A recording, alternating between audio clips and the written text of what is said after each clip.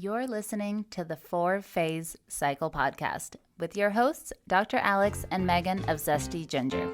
If you're looking to naturally balance hormones and learn how to work with your body instead of against it, you've definitely come to the right place.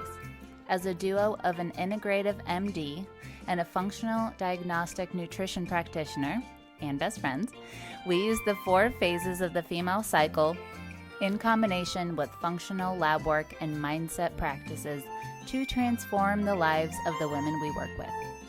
We also have a whole lot of fun along the way. If you're new around here, it's best to start with season 1 before jumping around and plan to roll up your sleeves. Showing up for ourselves and enjoying our lives is what good health is all about. Just a quick reminder though, this information is not intended to diagnose, manage, or treat disease. Always consult with your doctor before making changes. Well, hi there. Welcome back to the Zesty Ginger podcast. Megan here, solo, continuing down my story, to tell you the next step. So, if you're new here, you jumped in the middle, go back. This is a part of a series. I want you to go back to the beginning of Megan's solo series. Highly suggest you start from the beginning. I vulnerably share about my deep rock bottom with my husband that led me to finding out about his affair, that also he was an alcoholic, and got him on his way to rehab for 30 days. So here's the part of my story where I found Al-Anon. I found out about addiction. I learned about AA, and I learned about the parts of AA I don't like and identity work. And I am going to get into that today. Hopefully this will help someone. Just know that this is me looking back. Hindsight is totally different. And this is just how it has all come together. So if you're in the middle of it, I feel for you. I send love to you. Just pull the parts that can, any part of it you can wrap your head around, and just keep going. I promise there is another side of this. So I personally believe that the 30 days of rehab that my husband went to actually allowed me the chance to have a separation, to allow me to look long and hard at myself, to understand addiction, alcoholism. And I believe that this is much more of the reason we were able to work things out and stay together, because I had a new environment. And I had a little break. I think if it had just been, of course I don't know, but infidelity on its own, I don't know how we would have continued interacting in that way, and if I really would have had the chance to step back, because I went all in while he was gone and fully immersed myself in the world of addiction. So, of course, you all know you're here because we're in the health space, and of course I went quickly down the health space, the brain chemistry space, and we did all the physical things. In this series, I'm going to focus more on the other part of it that I was not aware of. And today, I want to just share with you the very first step I took on the path to understanding, to healing, to love, to acceptance, to forgiveness. And that was what I learned from the rooms of recovery and group share. And then my take on AA. So first, let me read you my journal entry from August 17th, 2017. A real journal entry just 1 month after that dreaded Instagram message. And I wrote, "He," meaning my husband, Nate, "thinks he doesn't need AA because he doesn't have an alcohol problem. But does anyone have an alcohol problem? It's not about alcohol, it's about trauma. What if he wants to drink occasionally? Is that a real possibility? I don't want to feel this hurt again. I feel unless Nate does the deeper work, daily work, I will be hurt. I will be this hurt again. And I am afraid of being an enabler, of not having boundaries or guidelines. I feel like Nate will manipulate the situation and tell me that he is working on things and needs time, but at the same time avoiding the real stuff. Am I pushing too hard? My therapist says I am. But in 3 months, 6 months, 1 year, when he is out of that detox phase and I still feel like I haven't properly dealt with infidelity, I don't think he will feel the gravity of the moment. I actually feel like the window is slipping away very quickly." Ooh, end of the journal statement. So it's a little painful to read now because I hear that urgency and I feel that sadness. And if I had known then that that journey would be years and there was no window that was closing, that window actually stayed open a long time. I think I would have done things differently. And that's why it's great now to have resources, the resources that we've built, the resources that other people we work with have, and knowing that there is actually a process and steps. The biggest awakening for me was around feelings. I remember saying to my therapist specifically, I just don't want to feel. I legit was asking her how I could bypass the feeling part. I know there's going to be an up and a down, and there's 5 stages of grief. And how do I go to the other side of that? Can I do that?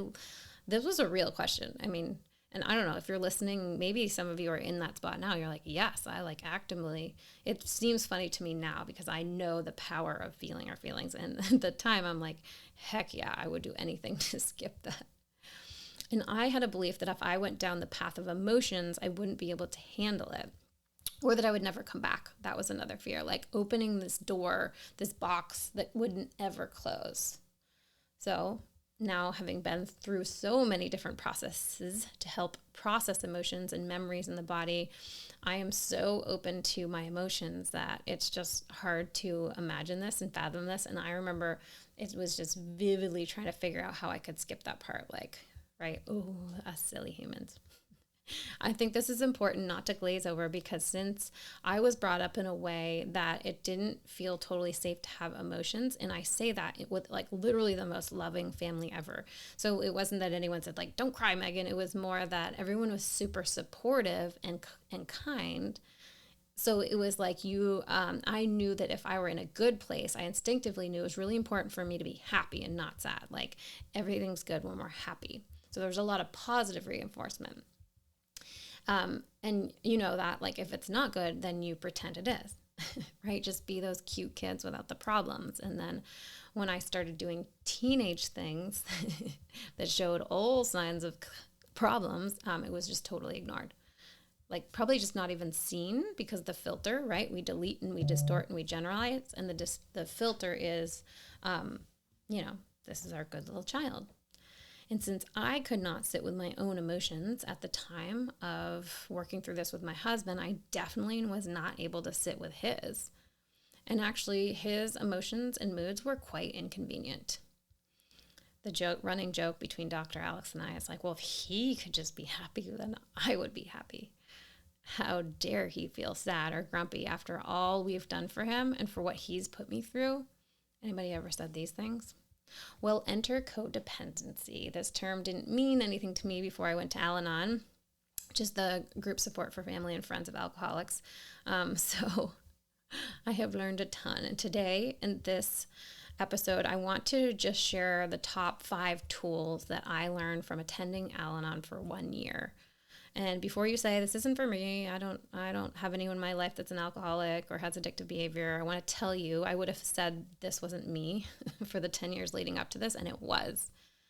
So if you look for happiness outside of yourself, if you think you are responsible for others' feelings, thoughts, actions, choice, needs, well-being, if you anticipate others' needs, if you overcommit, if you say yes when you mean no, if you say no when you mean yes, if you feel safest when giving, if you reject compliments or praise, you may greatly benefit from this episode. I was forced to look at my control issues, my hidden fears, and my independence, I'm doing air quotes for those of you who are listening to the audio only, was finally uncovered for what it was. It was the deepest codependency. If I do everything myself, I can never get hurt. If I build a bubble around my girls, my daughters, and I will always have control. But control is an illusion, and control comes at a cost. And that cost is of deep connection and the ability to grow together in a lasting relationship. So let me get into the very first principle and concept that I learned. And keep in mind, it has been quite a few years since I've been, so this is my memory of it now, and these are my takeaways. So if I say anything incorrectly, then I apologize. This is how I have reformed it in my brain and how I remember it. So number 1, I can only clean up my side of the street was a common statement that was shared with us, which means I must put myself first and be at cause. I am at cause versus in effect saying this happened to me. What is this part in my cycle? What are my boundaries? Many times, codependents don't have boundaries or limits, right? So I started to see, like, where don't I have boundaries? And I just want to say, this doesn't mean that this is or was my fault. This just means, how am I playing in the dance? How am I interacting? This is the same thing that Dr. Alex and I really worked through when we're changing identity, like when she changed identity from being a person who had chronic pain to a person who doesn't. Now there are people in your life who have treated you a certain way. Like there was a whole conversation around, and there was a whole way of acting around the fact she had chronic pain. And she had to teach people, I am now a different person with a different identity, and you will need to interact with me differently. So the book definition of codependency is a codependent person is one who will let other people's behavior affect him or her and who is obsessed with controlling that person's behavior. An emotional, psychological, and behavioral condition that develops as a result of an individual's prolonged exposure to and practice of a set of oppressive rules which would prevent the open expressions of feelings as well as the direct discussion of personal and interpersonal problems. Anybody relate to this? I had this realization as I was learning about codependency that I had such a deep need for Nate to be happy and for everything I said to be accepted and for everybody who was around me to want to do what I wanted to do. And I also had written in my journal, I have another realization. I had stopped telling Nate things a really long time ago, because I didn't want to upset. I didn't want me to be upset with a bad reaction from him, a poor reaction, lack of reaction. And this was I didn't realize a classic pattern with alcoholism where you start to just hold information because you want the person to react a certain way and you know you're not going to get it. So the very first step for me was understanding the parts of this that were in my control, meaning how I feel, how I react, how my patterns are, and what my boundaries are. And that is where I can only clean up my side of the street. Number 2 was a super simple statement of HALT, HALT, and this would mean stop, halt, and ask yourself, are you hungry, angry, lonely, tired? Now this super simple statement and question to yourself can change everything if you think to use it, because when you're reacting to something, when I'm reacting to something, I can check in and say, is this reaction about what's going on? Am I fueling my physical body? Have I slept? Have I eaten? Do I need connection? Right? Is there some anger there? Like, is there an emotional thing that needs to be processed physically in the body? And then instead of jumping into a reaction, I can wait, go through the process, fulfill my body with the things it actually needs. Take a nap if it was because I was tired. Get a snack, right? Process my emotions. Find some connection from myself or others. And then address whatever it is that I was wanting and needing to address next. And this made a huge difference in how Nate and I interacted, because I would see when I was having that immediate reaction and be able to pause and go through my little checklist. HALT, am I hungry, angry, lonely, tired? Yes. All of them. Hungry, right? Cool. All right, number 3.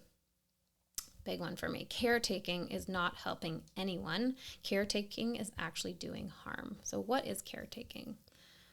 Oh boy. We'll call it rescuing. I cannot stop my loved one's behavior, and I am not responsible for it. Right? There is no correct thing I can say or do that will cause him to stop. Caretaking is not only not helpful, it's actually doing a disservice to the person dealing with addictive tendencies.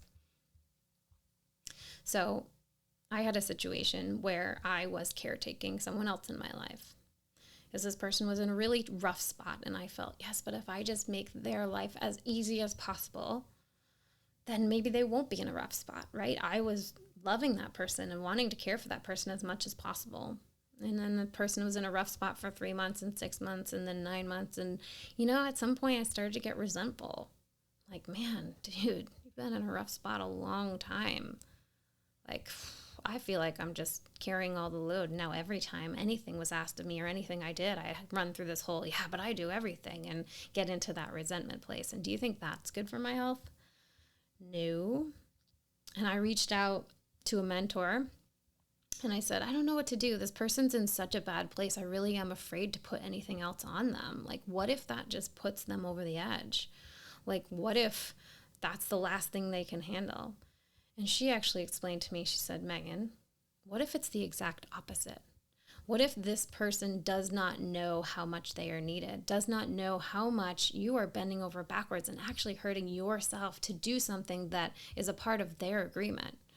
And what if you actually stand up and say to this person, your actions are hurting me and I need help. I need help from you. And what if that is what if that's exactly what they needed to hear to snap out of what they're in and actually come help you? Because as most humans, like we're all, a lot of us are wanting to caretake others and knowing we are needed by others. And in that moment, I realized that what I thought was helping someone was actually really harming them. And when you are rescuing, doing something you really don't want to do, saying yes when you mean no, you are sending this sign that they are not capable of it. And you are sending the sign that you think you can fix someone's feelings. Now, this one run deep. My role in the family was rescuer. I used to say, like, I'm the glue. I feel like the puppeteer. Like, I'm like, hey friend, hey family member, if you kind of did this a little differently, that person would barely be happy. And I'll go to another one and be like, oh, hey, did you remember that person's birthday? Right? Like, always just kind of being the in-between, redirecting, making jokes, explaining away, like getting everybody to just be happier with the other. Be like, oh, I'm sure that's not what they meant, right? Although caretaking, I learned, breeds anger and resentment. So that was a huge lesson for me. The fourth thing I learned was about groups. So group share is one of the reasons why structures like AA and Al-Anon can be successful. Often you can relate to what everyone is saying and take what applies to you. So group coaching and what we've found and why we have the group coaching model can be just as powerful. We've experienced that in our own group. So often people don't realize that they have a question at all until someone else has their question or they hear another person's story and it stirs something in them. And that's why inside of our health transformation group, after every time we're teaching a topic, we then have a Q&A almost every week. And we've seen people we've actually seen them transform faster in a group like this than one-on-one, which everyone thinks is the best and the top, right? It's customized to you. You just don't necessarily know what's going to come from that group dynamic. And now, as I talk to, you'll hear later in the series an interview with Kylene, a practitioner who is specializing in sexual betrayal, trauma, and addiction. And we will talk about in the next episode, I believe, or soon, about how groups can be helpful. And at certain points in the journey, you might go, okay, no longer helpful anymore, or this is bringing me down, or I don't want to hear these stories. So stay tuned for that interview with her. We go a bit deeper into the structure of these kind of groups. All right, number 5 is identity work. So this is the step, in my opinion, that's often missing from something like Al-Anon or AA. So in these groups, I was sitting in and there were people there, and many of the people had been in the groups and in the rooms for, actual 30, 40, 50 years. And I remember questioning, will I still be sitting here in 30 years? And that was super depressing. So with identity, it's who do you want to be? And what do you want instead? In the rooms, I found a lot of focus on patterns. And I just want to say up front, there is nothing, I have nothing against them. If you're going and they're working for you, cool. If you're in a place where you need them, cool. If they're helpful, cool. Like, this is just something I've found and to just kind of keep in mind for if they ever are not. But the focus was on the patterns and the way alcoholics will always be, as if it was one set thing. that it was ingrained that, if you've heard the words, it's like that they are powerless. And I personally just don't believe that. This is not an identity I want to have. This is not an identity I want my husband to have. So about AA, I found a note in my journal that said, it was really fascinating to go back through all this for the series. It said, my husband still won't go to AA. And then I said, will he ever get better? So I was questioning, like, if he doesn't go to AA, because that was what I was taught at the moment, that was the only way. Although I don't know the actual stats, but I think it's like very low percentage that it actually works. I think it's like on the under 30%. And in reality now, I'm actually really glad he didn't go. Again, does not mean if you're going or your partner's going or your family's going, it's bad. I just want you to keep the identity piece in mind, especially if someone's going. So the reason that this is definitely controversial, so the reason I don't like it from an identity standpoint and from your subconscious standpoint, you've all heard us teach about, right, whatever you're saying, your subconscious is hearing, and it doesn't know good or bad. It's just wants to get you what you say. So if you say, I am an alcoholic, and you're stating that over and over and over, anything you're stating after I am becomes your identity. And your current identity prevents your new identity. So we believe we speak our life into existence. We've seen it in health. We've seen it with an identity. If someone says, I'm an autoimmune warrior, and every week the identity of like an addict is being spoken. It's being spoken as if it's something that just happened to you, that it's an actual identity flaw. And actually, I believe step 6 in AA states, we're entirely ready to have God remove all these defects of character. I have a big beef with these words. Uh-oh. I can just hear the emails being typed right now. It's the truth, and I'm just going to say, this is how I feel. This is my model of the world. I don't believe this is a defect at all. I believe this is a very correct response to most likely trauma, a very correct response. It's always our body trying to protect us and help us. Everything, I believe. I don't really believe anything we do is actually self-sabotage in the way that wording is, because it is always done for protection. You might not like the outcome because your body might save you at the expense of something else. And if it believes that this is the identity, it will say, okay, identity, got it. Right? The other wording, we admitted we were powerless over alcohol, that our lives had become unmanageable. In our belief, people are not their behavior. We change the behavior and we accept the person. So if you or a person you know is really struggling with alcohol or addiction, I would encourage you to just think outside of the conventional box. So my husband no longer has any need or desire for alcohol. He never went back to it in an addictive way after rehab, and he never went to an AA meeting other than the very first one that he left. And we have a very unconventional way of looking at this, because I know from a conventional standpoint, people would say, oh, well, he's not actually I don't know, sober is the right word probably, but really what has happened for us, and I'm just sharing super openly so other people who have had this happen can say, okay, maybe this isn't the end of the world. Maybe this is actually an option.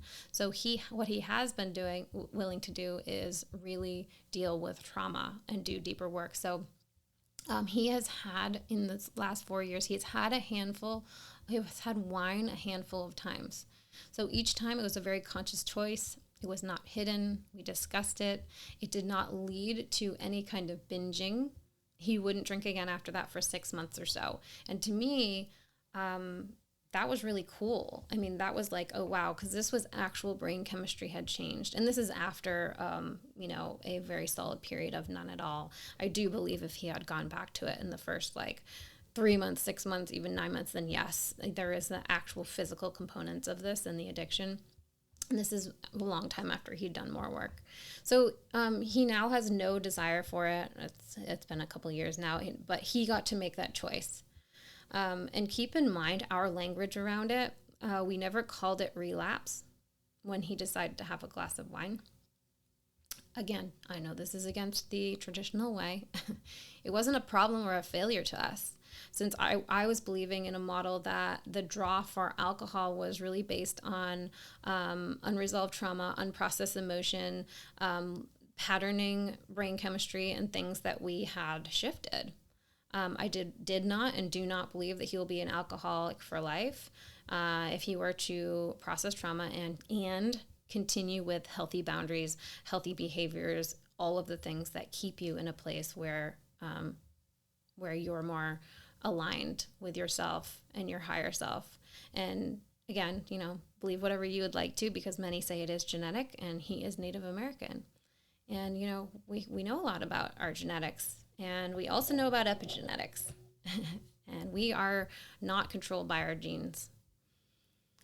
Because think about the Native American population, there is also a lot of trauma. So there is a genetic component, right? It is how you process alcohol. I get that. But it's really also important to consider the individual. Again, not medical advice. Of course, if you know alcohol has a strong pull on you and it feels incredibly out of control, please don't take this as a sign to start drinking. This is for people who are further along in a place where they're just really looking at what this all means to them. What is their forever plan? So there's totally different ways. There's always different ways to work on this. If he had not come home to an environment after rehab that was so aware of trauma and so open to his healing, and I knew about brain chemistry, right, would be altered up to 2 years, meaning that even if he was completely sober, he may not enjoy much of anything, and he didn't for a long time, right? If I didn't know that, we would have been in big trouble. We definitely wouldn't have lasted. I wouldn't have had the staying power. And I know that I was able to continuously support, because each layer I could feel the shift and it got better and better. And I saw the progress and I saw the amount of effort. And they're going to have times when they're down too, or you are, if this is you. So I hope that something from this today resonated. And if something didn't, or it really bothered you, please let me know that too. Sometimes I learn most from the things that rub me the wrong way. I often know there's just like a little bit of truth there that I don't really want to hear, or not, or something you're like totally rejecting, and that's fine too. And I also know, as they say in the recovery rooms, right, take what you want and leave the rest. Please, can you do that, right? So until next time, if this is resonating with you, if this is helping you, if you think it would help someone you love, please, please, please leave us a review on the podcast. Take a screenshot, share with a friend, share it on your Instagram stories. Send us an email, support@zestyginger.com. If you're new here and you're not yet subscribed, do that too, so you can get the rest of the series. All right, I will see you in the next episode. Thanks for coming out to hang with us on the podcast. It is our goal to transform the way women are treated in healthcare. And we need your help. We need your help to get the word out. We have a lofty goal of 1 million downloads. And we know that as this podcast grows, we're going to be able to reach more women, get more amazing speakers for you, and bring the most cutting-edge information. If you found these podclasses helpful, please take a moment to text 5 women you know the link to the series. We appreciate your help so much. Can't wait to see you next time.